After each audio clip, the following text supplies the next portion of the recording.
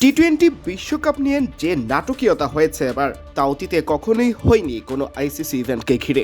বাংলাদেশের সাথে হওয়া অন্যায্য আচরণের প্রতিবাদে ভারতের বিপক্ষে খেলতেই অস্বীকৃতি জানিয়েছিল পাকিস্তান। শেষ পর্যন্ত আমিনুল ইসলাম বুলবুলের অনুরোধে পাকিস্তানের মান ভেঙেছে রবিবার মাঠে গড়াচ্ছে ভারত পাকিস্তান ম্যাচ। তার আগে পাকিস্তান অধিনায়ক সালমান আলী আঘার কাছে জানতে চাওয়া হয়েছিল বয়কট ইস্যুর কারণে পাকিস্তানের প্রস্তুতিতে ফাটা পড়ল কিনা, কারণ ভারত ম্যাচ না খেলার সিদ্ধান্ত নিয়েই বিশ্বকাপে পা রেখেছিল পাকিস্তান। এমনকি এক সপ্তাহ আগেও অনিশ্চিত ছিল ম্যাচটি খেলা হবে কিনা।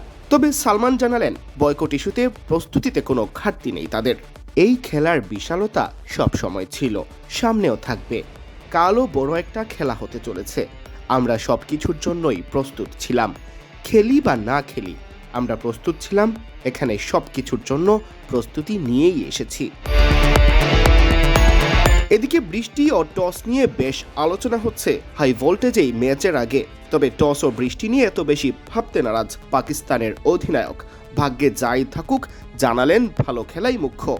আমার মনে হয় টস থেকে আপনি খেলা নির্ধারণ করতে পারবেন না। টসে জিতুন বা হারুন, আপনিও তখনই জিতবেন যখন আপনি ভালো খেলবেন।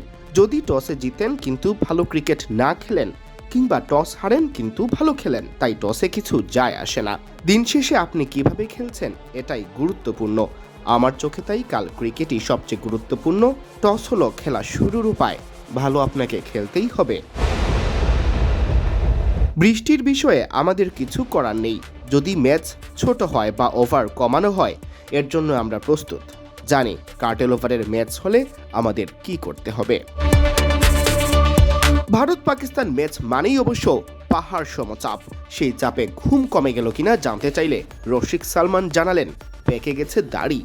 জানি না বস ঘুম হারাম হয়েছে কিনা বা এমন কিছু কিনা, তবে আমার দাড়িতে কিছুটা পাক ধরেছে। আপাতত এটুকুই বলতে পারি।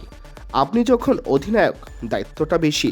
250 কিংবা 260 মিলিয়ন মানুষকে প্রতিনিধিত্ব করছেন, তাই দায়িত্ব থেকে পালানোর উপায় নেই।